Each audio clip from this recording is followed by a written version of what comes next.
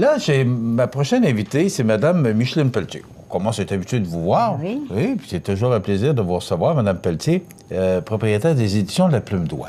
Moi, je vous montre ça. Là. Vous voyez quelques publicités sur nos ondes, là, mais c'est parce que moi, je veux les aider à ce que ça marche. Je vous raconte pourquoi.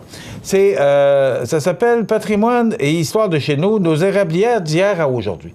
Y a-t-il de quoi de plus beau que nos érablières? Puis en plus, c'est que nous autres, notre coin de pays, il est rempli de gens qui s'amusent. Moi, je pense que beaucoup de gens s'amusent. Peut-être qu'il y en a qui travaillent plus, mais... Il y a beaucoup d'amour là-dedans, puis il y a beaucoup de fierté. Regardez, là. Et je tenais à vous le montrer. Ben voyons, qu'est-ce que c'est ça, là? Il est actuellement plein de pages blanches, mais il faut le remplir. Et moi, j'ai dit que j'allais aider Mme Pelletier à le remplir. Oui, bien merci. J'ai dit que j'allais contribuer à ça parce que je trouve tellement que c'est un beau sujet. Oui. Mais la première question qui me vient à l'esprit, Mme Pelletier, oui. Pourquoi avoir choisi les érablières? Parce que je trouve que depuis quelques années, on parle beaucoup de sirop d'érable. Les gens aiment ce métier-là. Et je veux leur rendre un hommage. Autant les pionniers d'autrefois à aujourd'hui, oui, il y a l'évolution. Hein? On sait que c'est plus facile de faire du sucre maintenant, moins de travaux, mais il y a beaucoup plus d'exigences. Puis, je veux faire connaître davantage tous les petits détails qu'on ne connaît pas ou les anecdotes, parce que ce qui revient souvent, les familles disent... Durant le temps des sucres, on rassemble la famille, on fait des parties de famille et, écoutez, on ne connaît pas personne qui n'aime pas ça. C'est un peu le party après le temps des fêtes, hein, parce que c'est au mois de mars, ça fait 3 mois que les fêtes sont passées. On se repose un peu, puis après ça, c'est les sucres. C'est ça. Qu'est-ce que vous recherchez au juste pour pouvoir réaliser... C'est quoi votre plan de match pour réaliser votre projet? OK. L'important, c'est que chaque acériculteur puisse se retrouver dans ce volume-là. C'est un legs aux générations futures, donc je veux que le livre soit le plus complet possible. Ça veut dire que j'ai besoin de la participation des gens. J'ai besoin que les gens... Bon, j'ai envoyé des invitations avec des noms que j'ai reçus, soit par les municipalités, des choses. Mais ils ne sont pas tous... Je ne les ai pas tous rejoints. Ce qui veut dire que nous, on va leur téléphoner, on va leur demander s'ils sont intéressés. Et ensuite, bon, là, on sait que c'est la grande période. Les gens vont me dire, j'en suis certaine, bon, c'est pas le temps, on est rendu dans la grosse période. Là, vous tombez en plein dans la période achalandée, là, parce que là, c'est la pause de chalumeau, puis bon. Voilà, c'est toute l'entaillère, préparation d'équipements. Mais ce qui est important, c'est que les gens réservent leur place pour être vraiment dans le livre, parce que les places sont limitées. On couvre 28 municipalités. Donc, la MRC de Montmagny d'un côté et la MRC de Lillette de l'autre côté. Ça va faire un livre tête-bêche. Mon objectif serait d'atteindre un 900 pages. Je sais que c'est beaucoup d'ouvrages, c'est réalisable, à condition que les gens nous contactent, nous donnent leur récit de vie puis leur anecdote. Ça fait à peu près un mois là, que vous avez démarré ça? Là, à peu près. Nous concernant, là, mais oui. Peut-être que vous avez mijoté ça bien avant. Là, mais... Au moins 2 ans avant, j'ai mijoté, j'ai préparé tout ça. Maintenant, on est en place, j'ai une belle équipe qui attend qu'on les tech, corrections, on a un photographe de disponible, on est prêt à enregistrer les récits, à faire la composition. Et écoutez, on est là. À partir du moment où les gens vous téléphonent et vous démontrent leur intérêt, oui. C'est quoi la suite? Comment ça se passe? J'ai déjà des gens qui ont réservé. Aussitôt que les gens m'envoient leur texte, moi, je fais la mise en page, la correction, je numérise les photos pour que qu'ils puissent approuver. Donc, ça veut dire qu'on fait ça assez rapidement. On ne veut pas traîner ça. C'est pour ça qu'on s'est donné un laps de temps d'à peu près 8 à 9 mois. Hein. On veut le sortir pour les fêtes. Ça a été voulu parce qu'on ne peut pas étirer ça puis faire languir les gens. Donc, aussitôt que les gens communiquent avec nous, on fait la mise en page, puis leur place est réservée. Il va y avoir une section couleur aussi.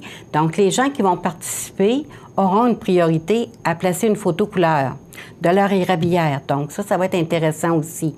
Puis, je veux aussi que les gens nous parlent de l'évolution qu'ils ont fait dans leurs érablières. Ça, c'est important. Oui, ça, moi, ça me fascine aussi. parce que ça a évolué beaucoup, les érablières. Énormément. Bon, dans le temps, on allait chercher l'eau avec les chevaux, puis après ça a été les motoneiges. Oui. Maintenant, c'est la tubulure. Alors, il y a eu beaucoup d'étapes. Je suis pas trop mon domaine, là. Mais quand même, quand on était petit, on aimait ça aller... moi, j'avais une maison qui en avait une. C'était le fête pour nous d'aller chez mon oncle Joe, puis d'aller... Ben oui. Courir les érables, puis oui. goûter à la sève, la tire, puis tout ça. Mais je pense que les gens... c'est une passion, hein, on le sait. Il y en a qui disent que l'eau d'érable coule dans leurs veines, et je le crois, parce qu'au mois de janvier, les gens sont prêts, puis Donc, pour toutes ces raisons-là, autant que ce soit une petite érablière familiale, commerciale, ou que les gens ont eu une érablière, puis ils ont dû vendre ça par maladie ou décès, malheureusement, on veut faire un clin d'œil à ces gens-là aussi. Puis ceux-là, on va avoir besoin des membres de la famille, parce que s'ils sont plus là, au moins qu'on puisse leur rendre un hommage. Puis que les petits-enfants se souviennent que grand-papa ou notre arrière-grand-père a eu une érablière. C'est important que les gens laissent leurs traces dans un livre comme ça. Bon, il y a l'ouvrage là-dedans, mais vous, là, c'est vous qui prenez en charge. À partir du moment où on communique avec vous, oui. Vous prenez en charge, là, vous demandez aux gens de raconter. Naturellement, il faut qu'ils racontent leur histoire. Oui. Ils ont des photos. Sinon, vous prenez les photos, c'est vous qui prenez la charge là, de... Tout à fait. Si on, c'est important de le mentionner. Là. Oui, il y a un photographe qui est disponible pour aller prendre des photos, quoique maintenant, avec le numérique, ça va bien. Là, c'est la saison des sucres 2018, donc c'est le temps de prendre des photos. Hein? Nos acériculteurs à l'œuvre, à faire bouillir, à courir. Il y a beaucoup de lavage à faire avec les séparateurs, puis les presses à sirop, puis le sirotier, puis le canage, les produits de transformation. Écoutez, je pense que chaque acériculteur a une anecdote savoureuse à nous partager, et c'est ça qu'on veut. Sûrement. C'est ça qu'on veut. C'est un beau projet. À partir du moment où on a de l'intérêt, on fait quoi? On communique avec vous ou comment ça se passe? Bon, les gens peuvent communiquer par téléphone. Nous, c'est sûr que dans les semaines qui vont suivre, on va communiquer avec ceux à qui on a envoyé des invitations, à savoir... Est-ce que ça répond un peu, là? On a déjà, je vous dirais, on a une trentaine de pages de gens qui ont réservé. Sur 900? Non, 30, excusez, 30 sur personnes, mais il y en a qui ont 2, 3 et 4 pages. OK. Et ce qui est important aussi, ceux qui ont 4 et 5 générations, ils ont de quoi dire. Eux autres, on leur donne 2 pages face à face et ils racontent leur histoire. Puis vous savez, il y a des anecdotes savoureuses. Il y en a une, entre autres, qui me disait qu'ils ont élevé un petit chevreuil, un bébé chevreuil, pendant le temps des sucres, puis ils l'ont gardé longtemps. D'autres nous racontent... c'est incroyable. Et je voudrais... C'est un petit peu tout ça. Je pense qu'il y a un héritage très important à laisser. Et il faut qu'ils nous appellent. On leur aide. On est prêt à leur aider pour la composition. Et puis... c'est quoi le numéro de téléphone, Mme Pelletier? C'est le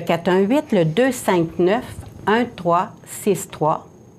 Je trouve ça tellement beau. Puis la page couverture, ça va être exactement la même chose? Exactement ça, oui. Alors, écoutez, là, actuellement, il est vide, mais il faut le remplir. Tout à fait. On a besoin. Je trouve tellement que c'est un beau projet. Je trouve tellement que c'est un bel héritage. Moi, en tout cas, j'embarque là-dedans parce que je trouve tellement que c'est le fun. C'est une belle idée. Je vous félicite pour avoir eu cette idée-là parce que ça fait partie de notre patrimoine. Je pense que c'est le bon terme. Alors, le numéro de téléphone, Mme Pelletier? Toujours le 418-259-1363. Ou vous pouvez aller sur notre site web www.laplumedoigt.com et parlez-en à vos amis, à vos connaissances, à votre famille. C'est le temps d'en discuter. Il n'est pas trop tard.